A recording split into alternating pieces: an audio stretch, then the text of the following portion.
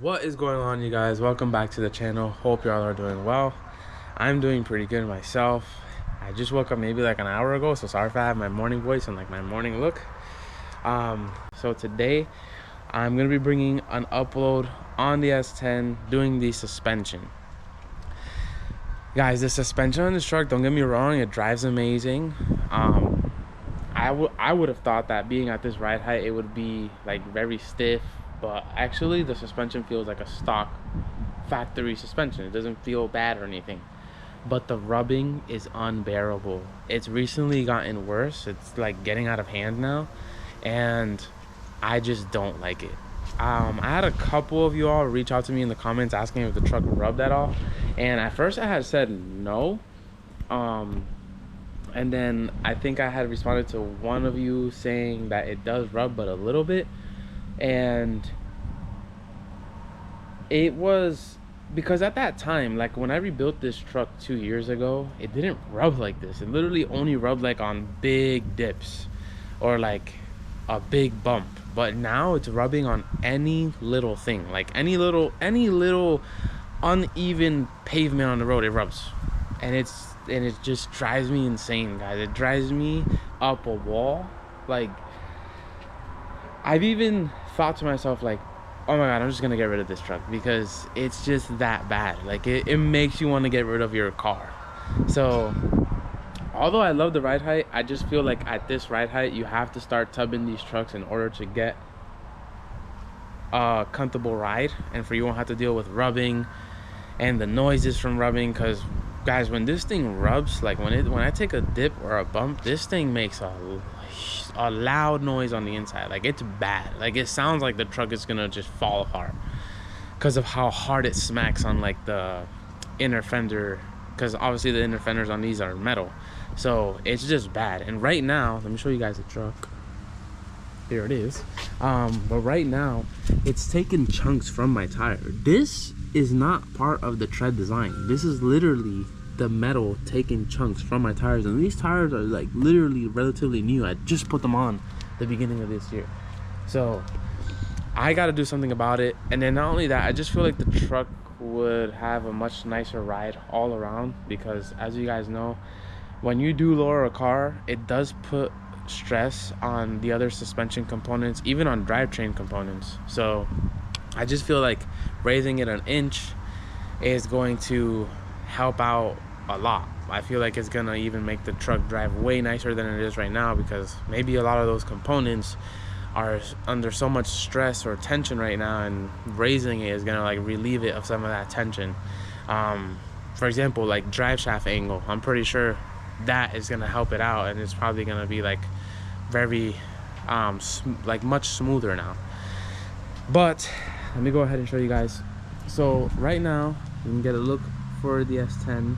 As you can see right here, it's tucking. There's like half of the tire is like in the fender. Like I said, I love the ride height, but I just feel like you're gonna have to tug these trucks at this ride height, and there's not enough money for that right now, because that's a big job. They have to literally like raise up the inner fender on like the inner side of the fender, and then they got to weld that up, and you know, a fabricator is going to charge a pretty penny for that, and right now that is not an option.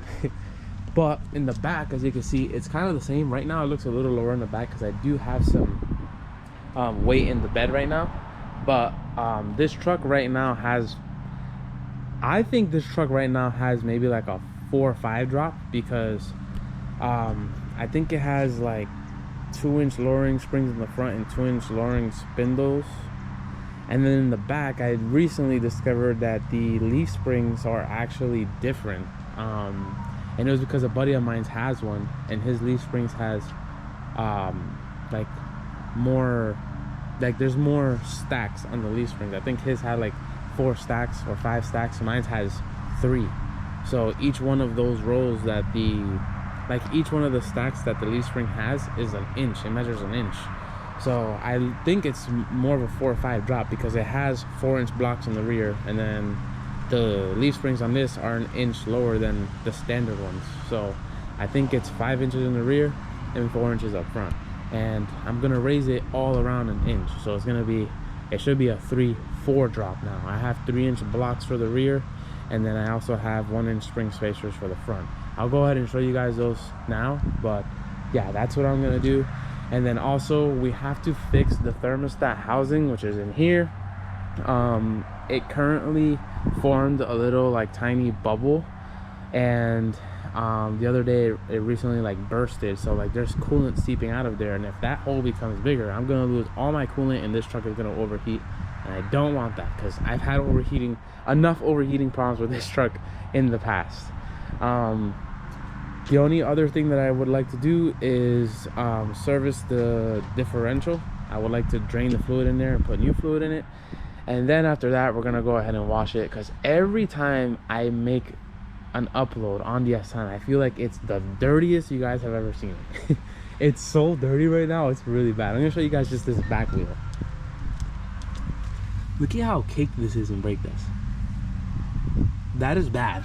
That is very bad. I hate seeing this truck like that. I always like to keep it clean, but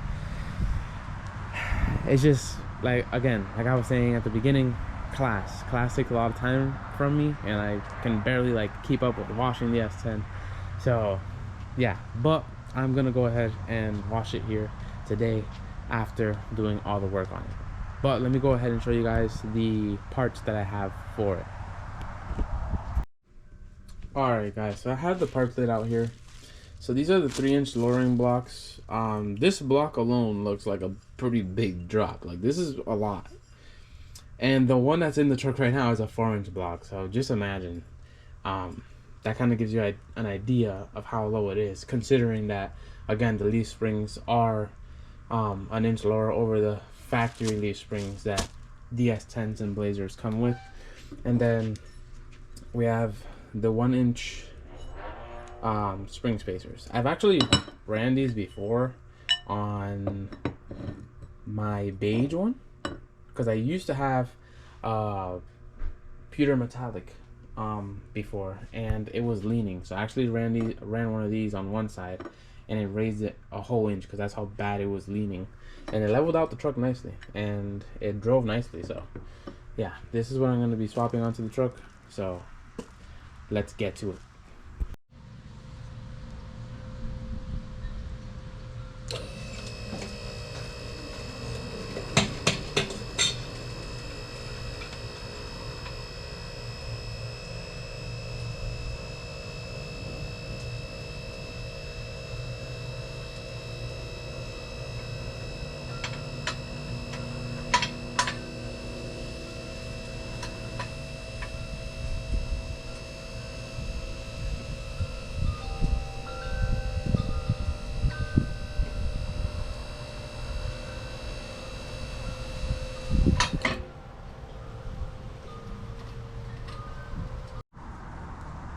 Alright guys, so we got the truck on the quick jacks up in the air, and first things first, wheel needs to come out. Also, I wanted to show you guys something before I forget. I forgot to show you guys the new thermostat housing. I don't know if you guys can see the old one in here, but there's like rust right here, and it's because, again, they got like a little tiny hole and coolant is seeping out and it's causing it to rust. So if that hole gets bigger, that's not going to be good, because then there's going to be a huge coolant leak. This is going to overheat, and I don't want that to happen. So I got a new one. We're going to be swapping this later as well. I'm going to set this right here, and then let's go ahead and start taking this. You guys can see yourselves right up here. Let's go ahead and start taking this wheel out. If you guys are using headphones, this is going to get loud.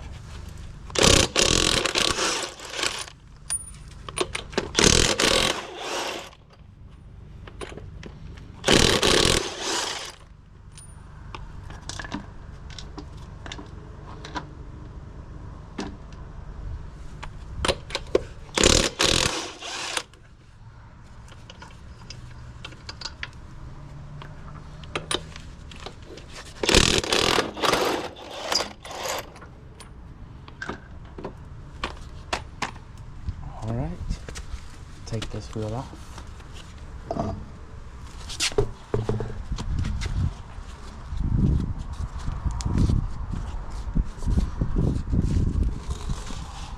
Set her right here. I don't know if you guys can see this, but this is what I'm talking about. This is not supposed to be missing chunks, and it's missing chunks. That is not part of the thread pattern, I promise you.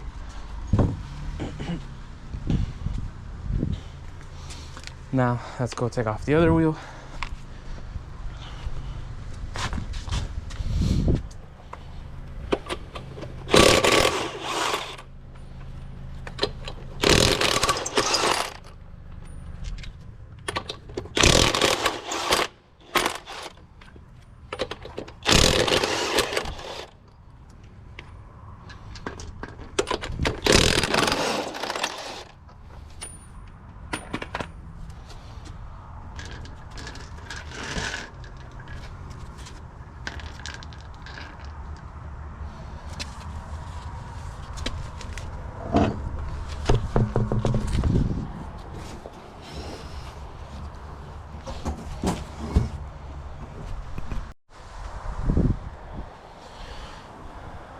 Alright guys, so now that we have the wheel removed, you guys can see everything going on here.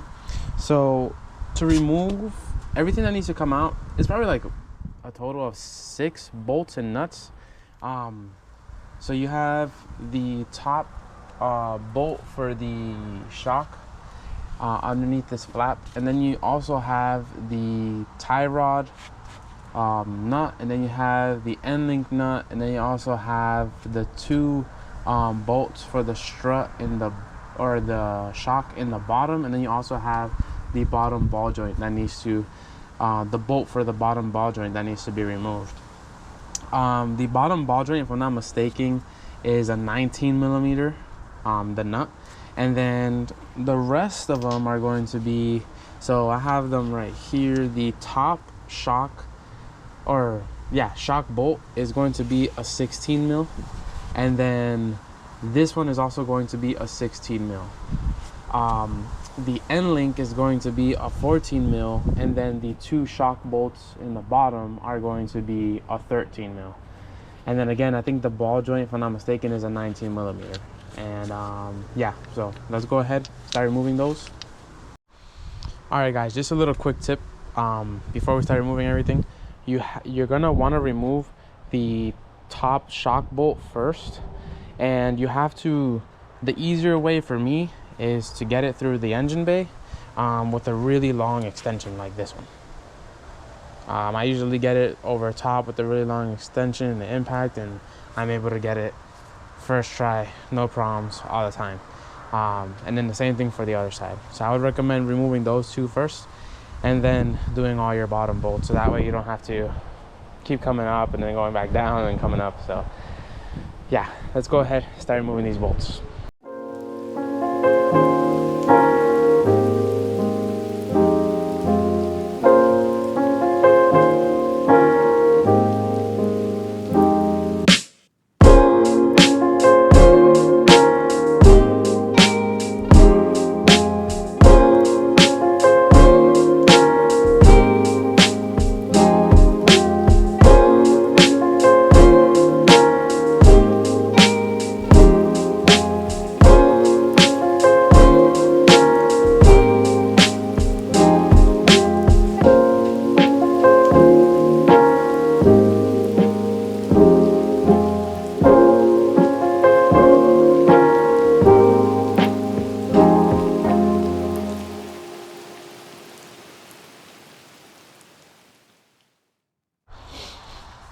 All right guys, so we have our spring right here.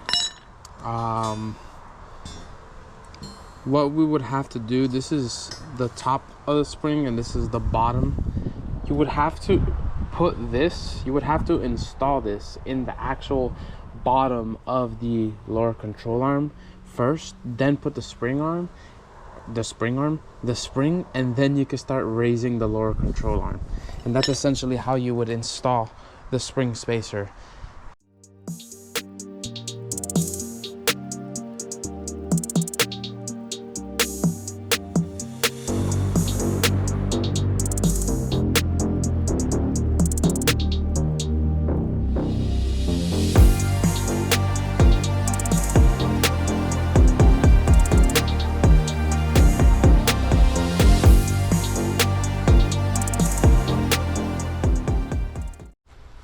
Okay guys, I am back. So it was a little bit of a struggle. So I had to put the camera down because I'm doing this by myself. But I was just having a hard time seating the spring. So it's in there now. You can see the spring spacers on there. I'm still not 100% sure if this is gonna work because I don't know, for some reason the spring is not like seating on it properly. I don't know if you guys can see that, and yeah, I don't know if I want to trust that. So I'm just going to put everything back on and then see if with driving the spring kind of like sits in there completely, or like with the weight of the truck maybe it'll go in the like the spring spacer like flush. So I'm really hoping that that's what happens. If it doesn't, then I guess I got to do this whole process all over again. But I'm really hoping that when I put the truck on the ground and it's on its own weight, that it seats in the spring spacer. The other side is already all put back together. I put all new cotter pins on everything. I also even took out the wheel bearing because for some reason it had some play. The brake disc, like when I would move my wheel up and down or side to side, it had play, and that's not good. So I ended up tightening that as much as I can, with the disc of course spinning freely still. Alright, so first things first, you want to go ahead and put the nut for the bottom ball joint on, which I already did. I tightened it. I also put a new cotter pin on there. Once you do that, you're pretty much good to let the jack down, if I can let it down.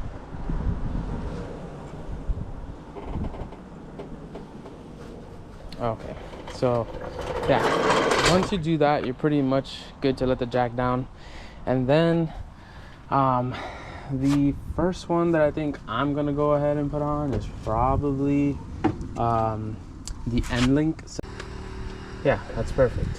All right, finally, there we go. So now we could put our top mount with the spacer, and then we need our nut for the top.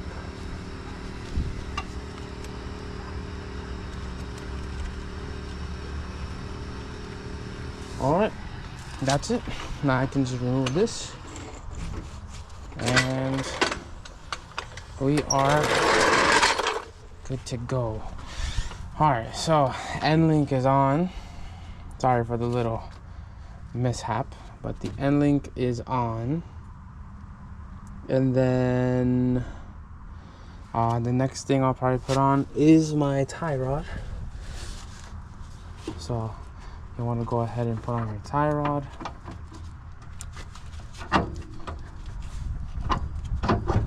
There you go.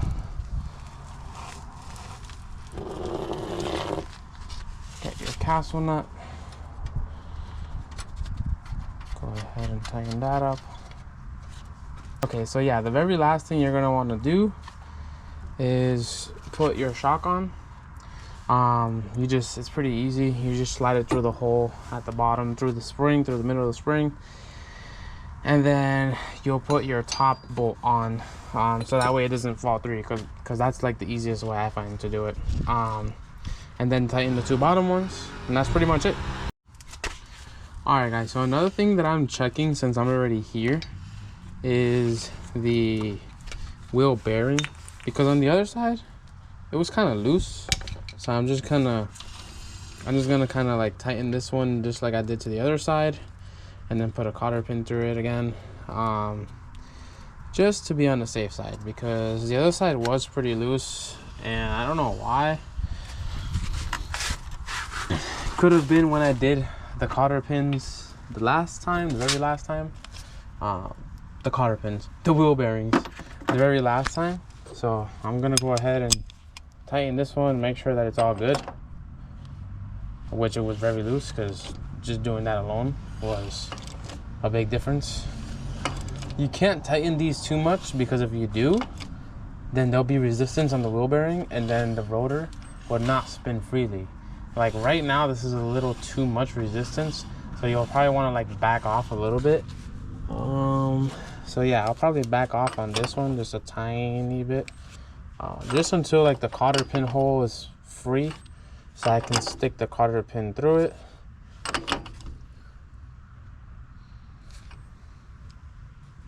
So yeah, now it spins freely, but the bolt is as tight as it can be, although it's still loose enough for this to spin freely, because you don't want resistance on your rotors. So now we just got to put a cotter pin through it,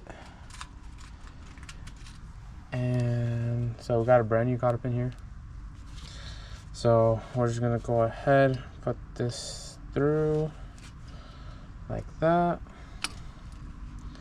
and then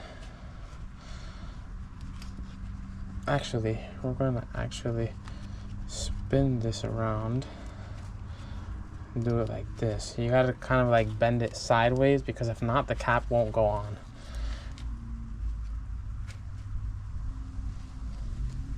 All right, I think that's good enough. I would give it a couple of taps with the hammer, and then up here.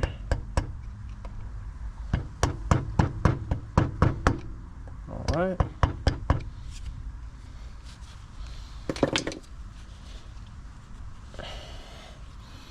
All right, and then I need my cap. Then you just gotta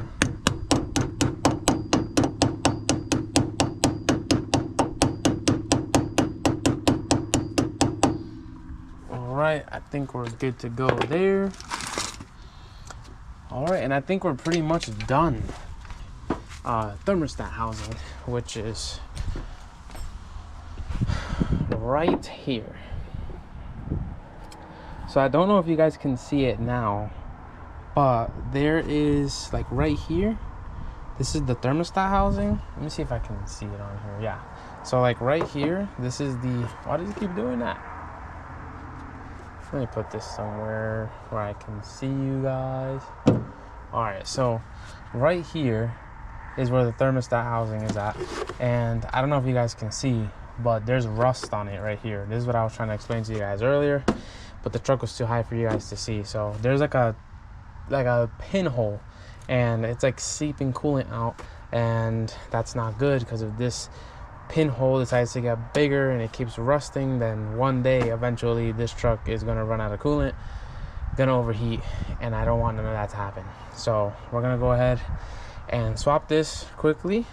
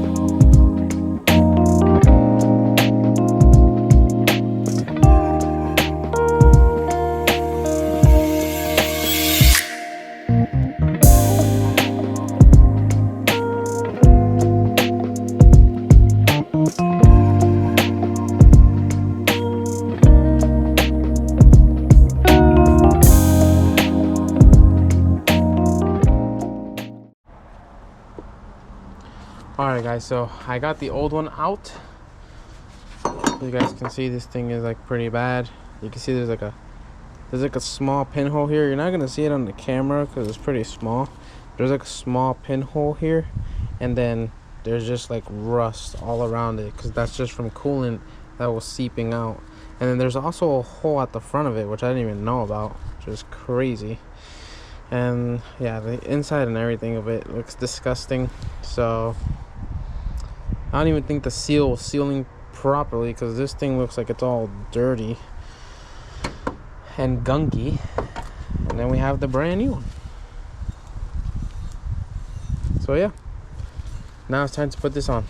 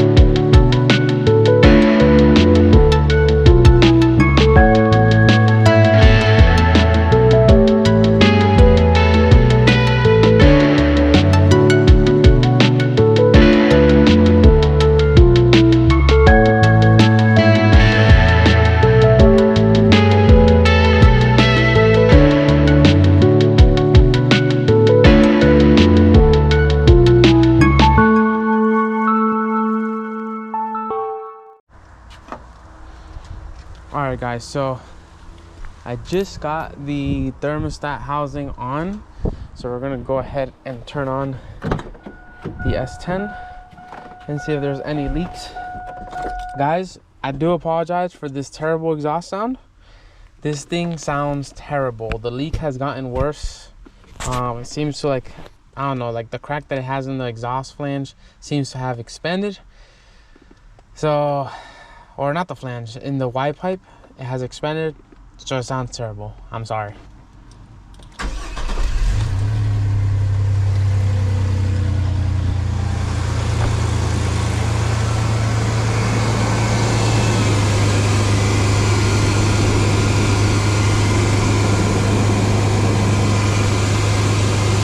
For the rear is, all right, so we have to loosen the bottom shock bolt, that one, and this one. Once those are loose, you're fine. You don't have to touch the top or anything. You just gotta literally remove that bolt, and then after you have done that, you gotta remove the 4 bolts in the bottom. And then once you did that, then the blocks are ready to be swapped.